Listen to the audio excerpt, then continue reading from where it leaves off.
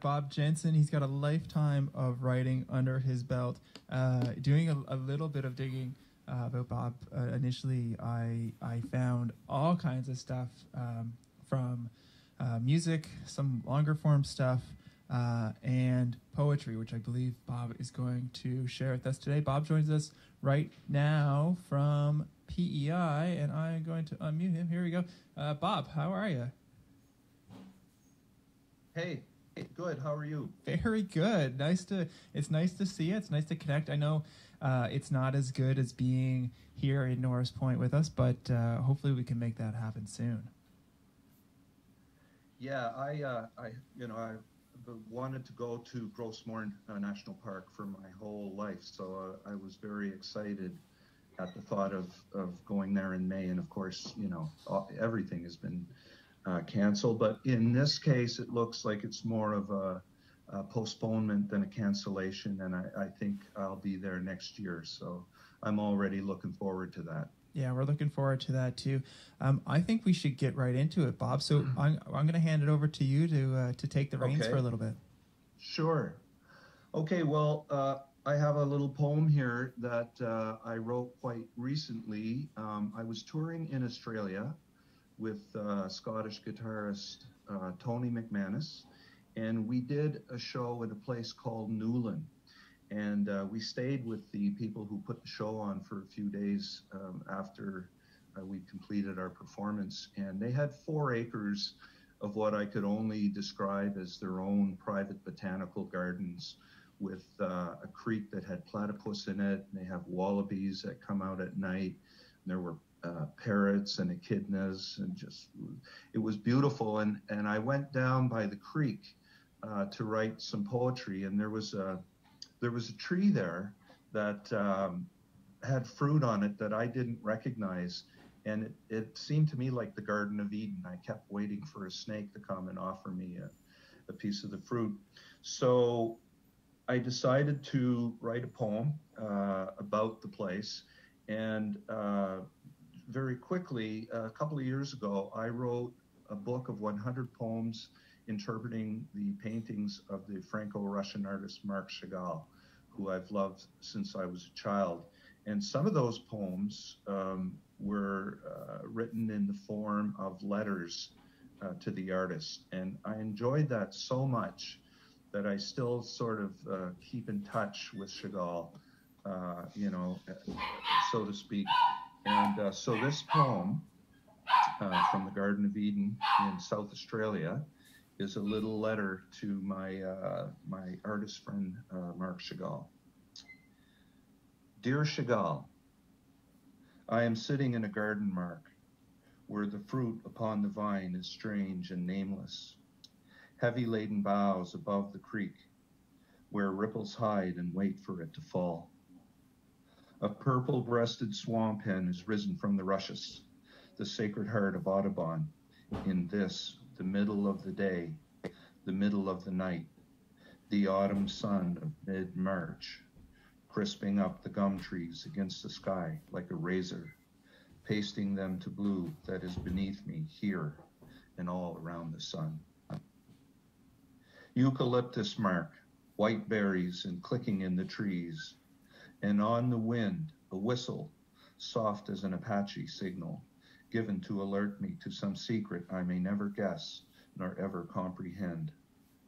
Butterflies beyond counting, whose flight paths bear no logic, but express their tiny joy. And why would beauty deign to give the time of day to logic? For facts and solemn figures have nothing to teach beauty.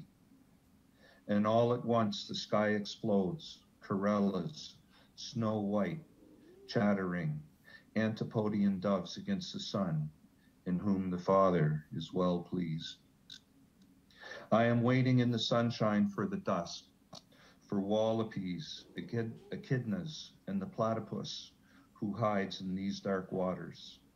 I need not see him, for his proximity alone is thunder in my chest, and the parrot's mark, I swear to Christ, are fire in my boyful heart, beating here in heaven for each mystery in the bush and along this winding stream. I wonder, was I claimed while I was sleeping? For I could rest forever on banks of this cool creek without a worry or a need, contentment flowing from my heart as water from the reservoir, high above the paddock. I want nothing but to stay that golden chariot, rein it in, arrest its Catholic orbit, so slight and imperceptible, yet bending hours and space against the dream time.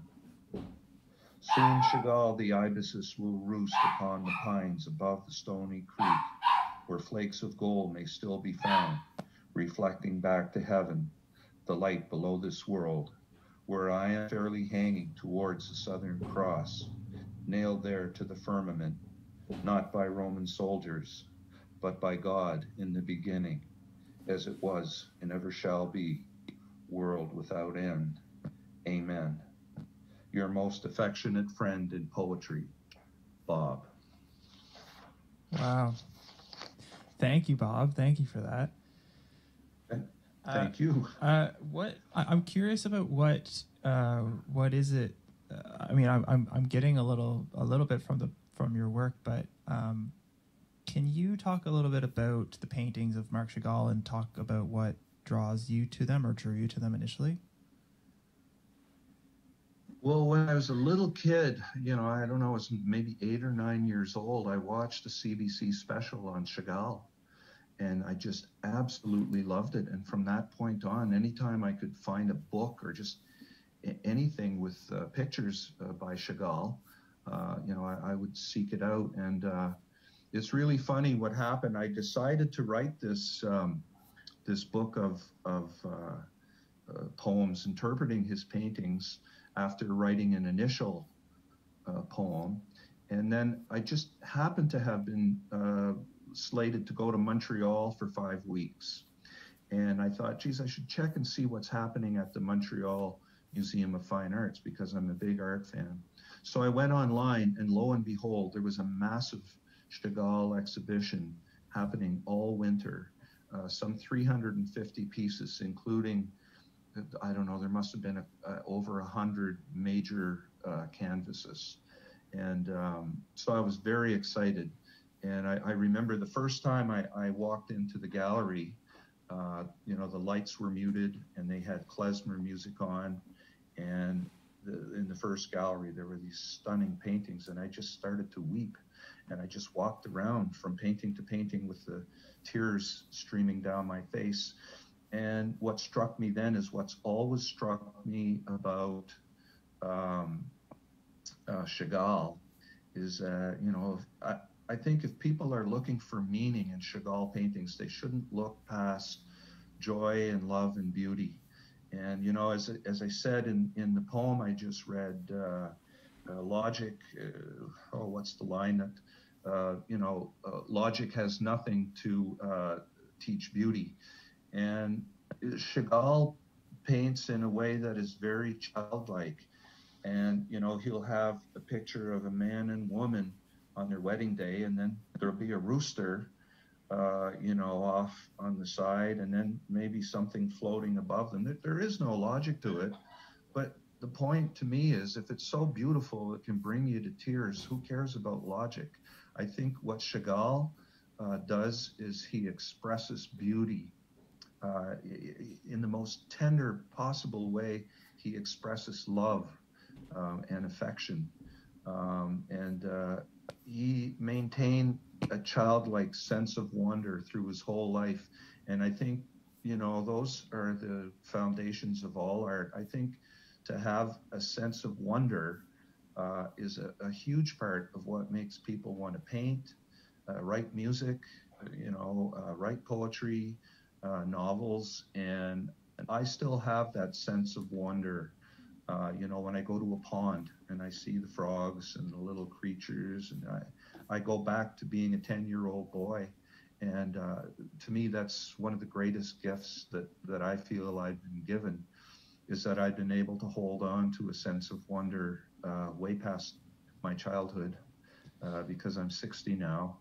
And it's something that never fails to happen especially when I go into nature.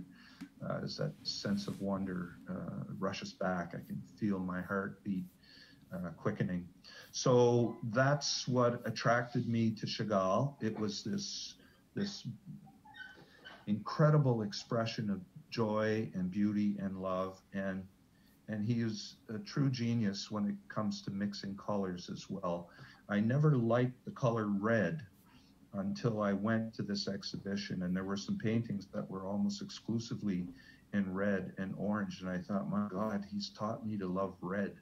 You know, so he's really a great artist. In my books, he's the tops. Well, he's my favorite artist. He is literally in your book. So I mean, you know, he's exactly. And I think that you know, you talk about that sense of wonder, and we were just talking earlier about that feeling of that you get here, and I think that there are so many places in the world that evoke that sense of wonder. And I know that when you do get a chance to come to Gross Morne, that sense of wonder will be, you know, front and center, no doubt about it. Yeah, I can't wait. Yeah, no, Bob, do you want to move along to another piece? Yeah, sure. I've got another poem here that wrote 2016. And about 29 years ago, I had the most remarkable dream.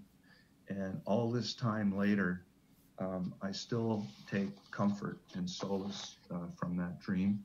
And the rest of it is in the poem. I call it Who But Daniel.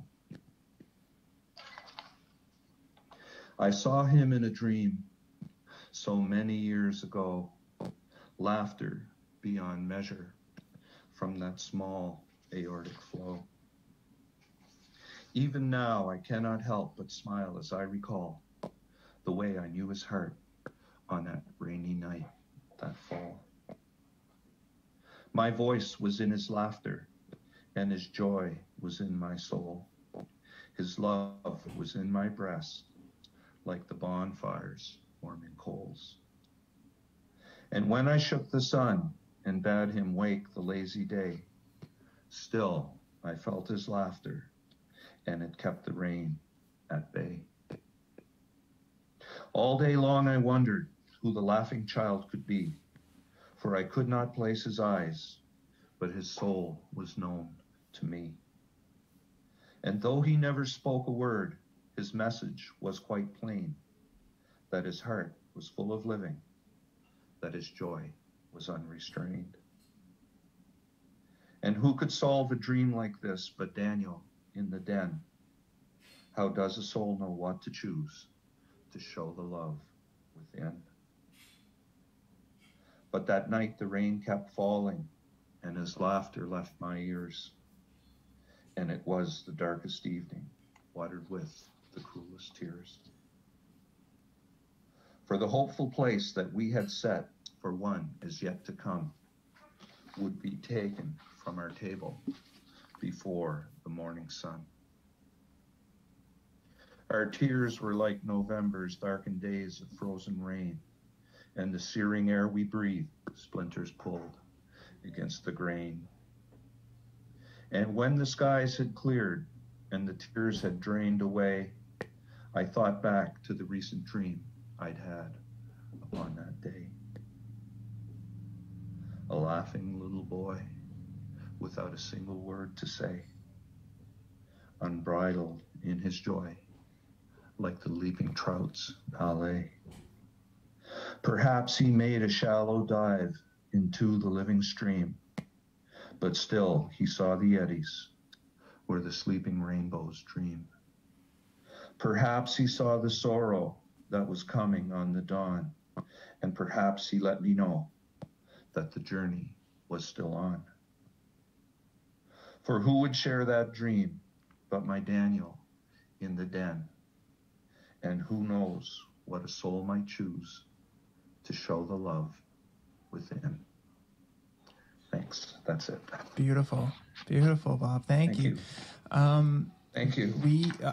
It is a real pleasure to have you join us today from PEI, and I hope that you're keeping well in this kind of crazy time. And I do hope that next year things might be back to somewhat normal, and we can have you here in person.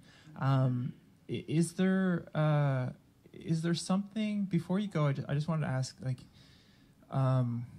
if people wanted to learn more about, just to go back to the works of Chagall, if people wanted to learn more about his works aside from reading your book about him, do you have any suggestions of where to point people?